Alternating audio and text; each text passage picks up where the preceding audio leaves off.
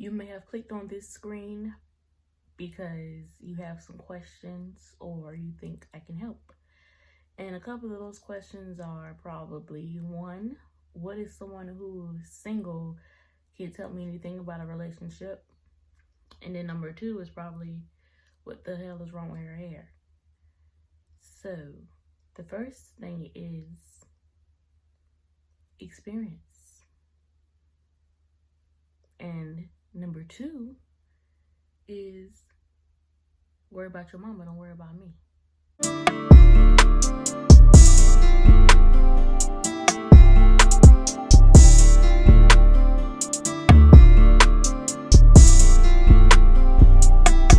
What's up, y'all? Welcome back to my channel. If you don't know who I am, my name is Jay, and today we're gonna be having another advice talking session, mukbang type of thing. Not really a mukbang because I really don't even eat most of it, but you get the gist. So yeah, if you are interested in anything that I'm going to discuss, then don't forget to like this video, subscribe to my channel, put a big thumbs up, press the bell so you won't miss any uploads that I do. Okay, so today I got a little bit of Burger King. I done ate half of the sandwich. Just a regular sandwich. Got everything on it. And I added extra pickles and cheese on it. But yeah, so we're gonna get started. So as you can see by the title, yes, I am going to be diving into how to deal with a toxic partner. So yeah, I made a video about how to deal with toxic friends, or how to identify toxic friends. So now we're gonna jump in how to identify a toxic partner. And if you want to see the video of me discussing about the toxic friendship, then I'll leave it in the description box below and you can check it out. These places will never leave no fucking napkins. The first on the list is a partner that is over controlling. Now, when I say over controlling, yes, you can have a partner that's over controlling. It could be over the smallest thing, but excuse me, if someone is over controlling with something small, trust me, they're gonna be over controlling with something big and everything else around in between. So let me give you a scenario. Let's say, you know, you are used to having friends and things like that, and then you meet him and he wants you to eliminate those friends out your life. Now this can go both ways. The friends that you're around maybe aren't good for you in a positive way that's going to help uplift you and help you succeed in life, and he sees that they are bad images for you, or he can see the toxic friends that you are too blinded to see. That could be one thing. But then another thing is, if he's telling you, no, I like when you have your hair like this. You need to wear your hair like that. You need to put these clothes on just like this. You need to be home by a certain time. And you know, things like that. Y'all not married now. This is a relationship. These are just regular partners. I'm not talking about marriage. I don't know how marriage go. I've never been married. So I cannot give marriage advice on that. I don't know how. I can't help you on that part. But, you know, just over controlling type of things. The minute you get up and you're walking out, where the hell you think you go? Like, you know, just like on some controlling, you know, mess. So just look out for those kinds, because most of these things can lead kind of to the last thing on my list. The next is a partner that's one-sided. Now, people may think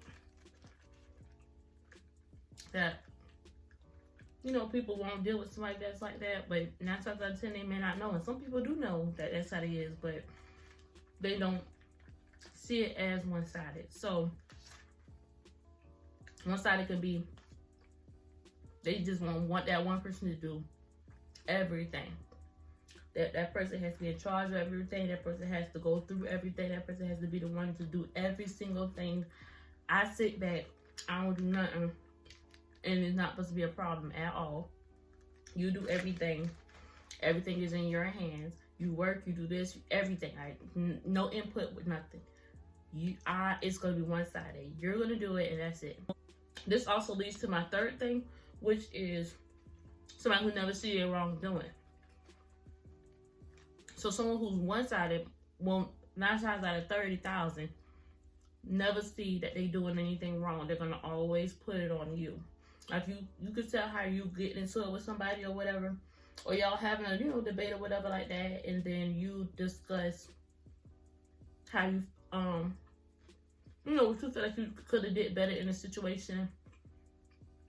And then, you're thinking maybe he's going to see my point of view, or maybe she's going to see my point of view, and it's going to try to understand, like, okay, maybe I could have done this differently or whatever like that. But they don't at all. They just like, no, you shouldn't have did this. You shouldn't have did that. Now, as far as some cheating mess, one side, that's the only thing I can see personally.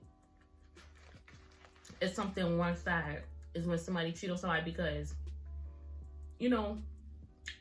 nobody can make you go cheat. Nobody could do nothing to you to make you go cheat. I mean, if you want to get really, really deep into it, unless somebody cheating on them, but I don't really get into all that. So, I wouldn't think that's on some, like, never see, like, I have to see what I did wrong for you to cheat on me, if you get what I'm saying. So, cheating ain't got nothing to do with this.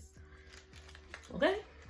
So, the fourth thing is, and this one might get a little people off guard, but it's the truth. This is how I'm talking about how to spot out toxic partners. Okay? So, number 4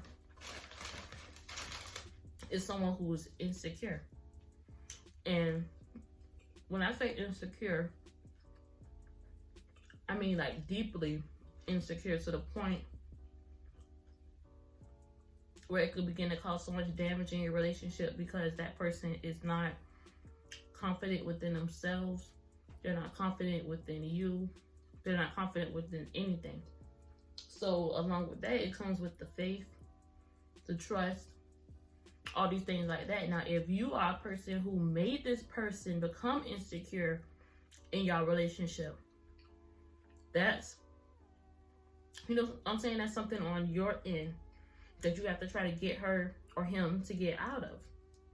If, they want to make it work. But if someone just coming inside a relationship immediately on insecure mess, or immediately on some type of like, I'm not trusted, I don't think I'm good enough for you, I don't think this and this and that, like just going in on something that hasn't even begun to blossom yet, and then you decide to take that person and be in a relationship with them, and you wonder why you're having all these problems, it's because you introduced somebody who's already insecure into a relationship when they should have been working on that part of themselves before they got with you. That's not your fault. You know what I'm saying? So, yeah, that's a deep one. You can get a little deep with that one. But, again, it's not, I feel like that doesn't count if that person you're with made you insecure, if you feel what I'm saying. And that part leads to my next one, which is someone who's unfaithful or easily tempted. And when I say easily tempted and things like that, I mean the minute they see somebody walking by, or the minute one person compliments them on something, or 1 minute they, another person just gives them a look or anything, and I'm talking about a man or a woman, that person is just so easily to just be like, okay, I'm gonna talk to them. Okay, I'm gonna wave back nicely. Okay, I'm gonna do things, little small things that I may feel that I'm not cheating or that I'm not being disrespectful. But at the end of the day, you are being disrespectful, and you are doing things that can lead up into cheating, being unfaithful. You know what I'm saying? Not messing around with them behind your back. Maybe not even doing things physically as far as like, you know, having sex or kissing or things like that, but you're in someone else's company, you're doing things with somebody who's not your partner that, you know, you will do with your partner. So what do you call that? I call that cheating. But hey, everybody got their own preferences. These are just my opinions. These is just how I feel. You know, this is just how I feel. So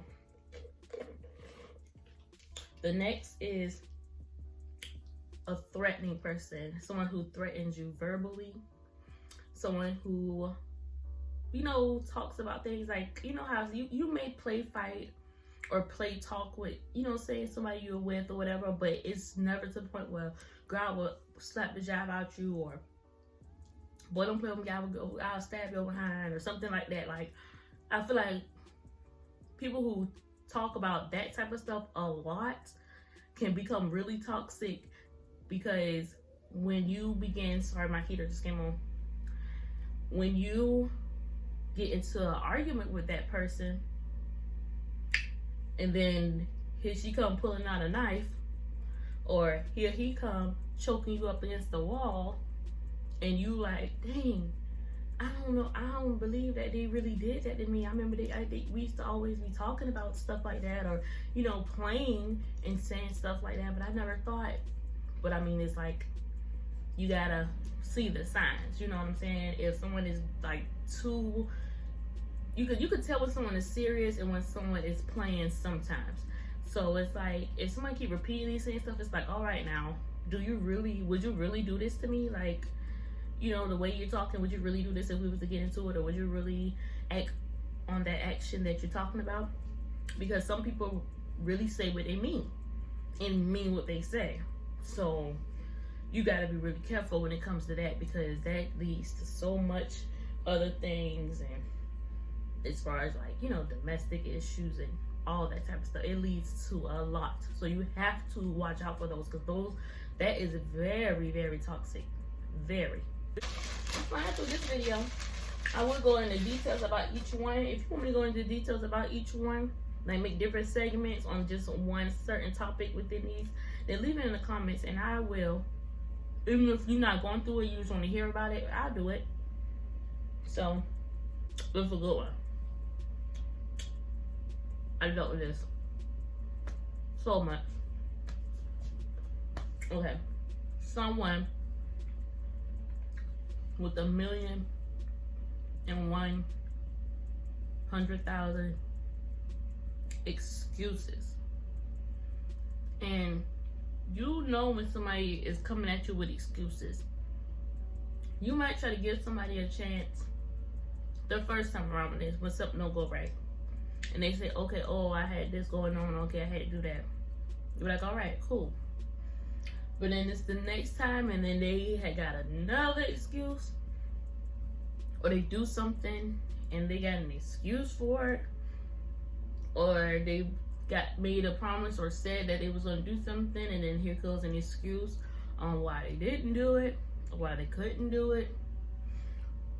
Just someone who just always got something to back them up on when they're either getting caught, when they're doing something they know they're supposed to be doing, when they've betrayed a type of trust, a type of promise, or anything like that. If they always got something to say or to back up the reason why this and this and that and all of that, just let them go, because it's always going to happen.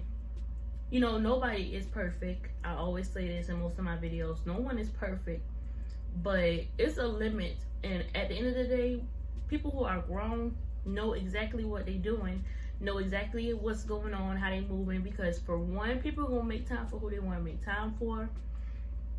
People gonna do things who they want to do it for, and that's just the bottom line. And that's just things I've learned.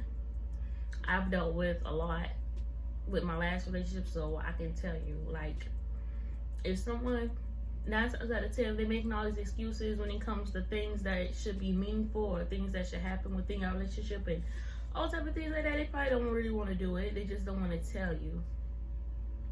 You just gotta look out for them. But that's real toxic too, because it's getting your hopes up to think, okay, well, we're gonna do this, or it's making you feel like, okay, this is gonna happen, or it's making you begin to feel like, dang, Am I worth it? And then it'll start leading into the insecurity and things like that.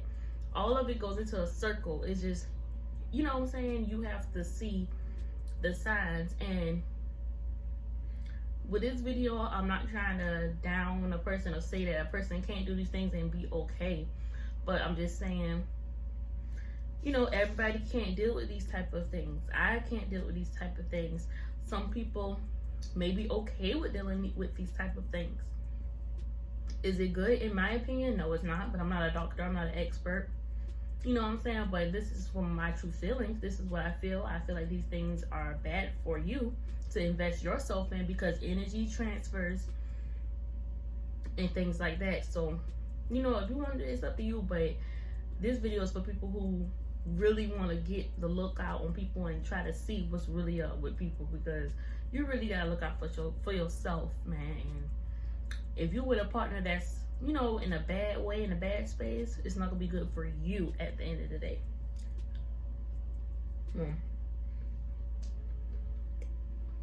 Now that we done talked about how to spot or identify a toxic partner, now we can kind of talk about how to get over that toxic partner. I can't give fully a complete conclusion summary of it, because honestly, I'm human and I'm still going through that motion of getting over the toxic person. But the things I have went through and the things that I've done has helped me get this far. So I could give a little bit of advice in a, you know, halfway range. So the first thing is ignore them. And that is the hardest. Oh, that is the hardest thing to do. That is the hardest thing to do. Seriously, to ignore your partner or your old person or whatever. It's gonna be hard to ignore them, because you're gonna think you're doing good one day, like, yeah, okay, I got them blocked, I ain't talking to them anymore, things like that, and then they find a way to just call you. Or you thinking in your bed one day, like, man, I really want to talk to him, or man, I really want to talk to her, and then you end up calling him. And then you think it's gonna be good, and a couple of days later it's back to the same thing. And then here you are with this open wound, trying to cover it up again. And it's gonna happen. It's life, depending on how deep the situation is. Some people could be done like that. Some people take a little longer, and it's okay. If you step back, nothing's wrong. Hey, you're human. But ignoring is the best thing, because it won't be on your mind. If you block them, they won't be able to pop up on your phone. Now, they may try to come where you stay or whatever, but that's over controlling. So, you know, if you have to, if it gets too serious to the point where they can't leave you alone and things like that, file a restraining order. You know what I'm saying? Like, ain't that wrong with doing that to protect yourself? No matter what nobody say, whatever you do, that should be between you. You don't have to tell nobody you did this, you filed that. Like, keep it to yourself. If it's gonna be for your safety, do what you have to do.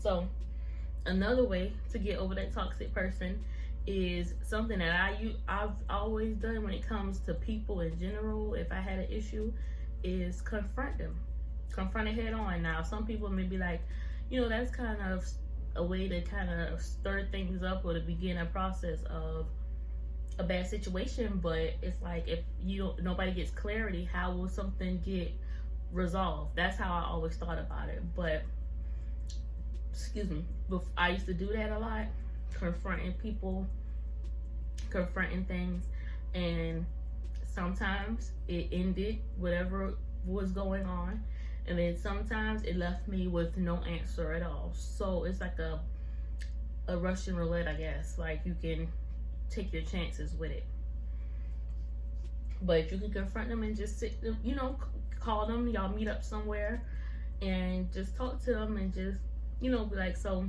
I think we should end these things. I don't think this should work out anymore. And you know, if you want to know why they do you like that, if you think they're going to be open to tell you why they act like that, you know, ask. Do whatever you feel is you know, best for you and your closure with that person. If you really want closure. If you don't want no closure, move on. I'm learning to move on without closure because I could never get it. But, you know, some people are willing to talk about it. Some people aren't. But explain your worth and let them know, you know, hey, I'm worth more than that. And as much as it hurts, I just have to let you go for me. You know, and vice versa. Men, you know, call up a woman and tell it too. We ain't perfect. We ain't, you know what I'm saying? Women could do things that could mess up a situation with the woman. I mean, with the man. Don't ever think that we think we perfect, because we not. Another one is to just move on. And that could be many ways to move on. I mean, some people, hey, however you move on, you know, that's how you move on. But some people move on by just jumping. I would not say to jump into a whole nother relationship so vastly. Like, I would not. But it's your preference. You could do whatever you want, you know. So some people may move and just start dating little people here and there, going out here and there, having a little sex here and there, you know, doing whatever they feel to just let it go or move on, you know, in a way. And some people find love that way. Some people be with people for a very, very long time like that. But hey, that's, like I said, it's your preference. But find ways to move on. Start going places just with yourself. Start just you know, finding little things that you feel like will take your mind off of that situation. It's not going to be off your mind 24/7 or whatever, but you know, when it does come across your mind, it'll be more easier for you to get through it, to go through it, and things like that. And then my last thing, and then after that I'm gonna close out this video, is to just begin a phase of finding yourself. Begin that phase of getting, you know, to the point of loving yourself. Because you can get so deep into a toxic person, you can get so deep into another person in general, that you can lose yourself. They can suck the you out of you. You can suck the you out of you by allowing yourself to mess with them. So just try to find ways to begin loving yourself, your new self, because you'll never be able to get back to that old person. And I used to always try to stress, I want the old person back, I want the old Jay back, I want the old one back. Because it's crazy, because now I go by a whole different name. Like before, I used to have my real name, and now I go by my hair name. And you know, a lot of people know me by that. A lot of people don't really know my real name, and I'm okay with that. But you know, part of me wants to get back to my old name. But I feel like when I get back to my old name, I need it to be, you know, good and steady and good, and you know, just content all around. So I'm doing things where, like, I've booked, you know, little facials and spas once a month. My hair look crazy right now, but like, I'm letting it breathe because my birthday is coming up, and I'm gonna just, you know, I wanted it to breathe in between. That's always a good thing to do when you're getting your hair done. So yeah, I'm letting my hair breathe, but I'm gonna start, you know, taking care of myself physically more. You know, going to the gym at least once or twice a week will help a little bit. Reading is really good. Just going out to get some fresh air, sitting at a park by yourself. Just, it's a lot of little things you can do to kind of like ease your mind. And then when people start to come around in your life, you'll be more accepting of it. Like I said, I can't talk about everything as far as healing and all this stuff because I'm not there. I'm halfway, like I'm about right there. So I'm getting to the part where I want to be able to be accepting of people in my life. I want to be accepting of, you know, anybody who may come across my way, and not be so guarded and things like that. But that takes time. That takes time. Don't feel bad for being that way. You are healing yourself. You've been through a lot, so you have to protect yourself by any means necessary. And anybody who feels any way about it is not the person for you. They do not care about anything on that level, and they cannot expect you to do something that you are not equipped to do. And you have to get yourself in the mind frame of that. Now, you don't have to come off as nasty, like, oh, F this, F you. You know what I'm saying? But just let them know I'm not really in the best mind. I don't really think it's good for me right now. You know what I'm saying? You could just say that. You don't have to get deep into things. You don't have to tell them your whole life story. You know, it's life. You're human. And this goes for men too. We all human. You know what I'm saying? So nobody has no room to judge anybody. Nobody has no room to talk about anybody. Because at the end of the day, we all human. And you could take these advice and work on them and try to let that person go. And you may fall back into it a week later. But as long as you get a start on it, that's all matters. And if you are in a relationship where you feel like it's becoming domestic or anything like that, please seek help immediately. I will leave the number for the domestic violence hotline on my screen. Take the time to get yourself back. Take the time to get yourself back. Life is too short. Too many things are happening. It's just time to work on you. It's time to focus on you. And I don't mind putting out these videos while I'm going through my own journeys so we can just heal each other. So that's going to be the end of this video. Don't forget to like, comment, subscribe to my channel. Give it a big thumbs up. Press that notification bell. And until next time, peace.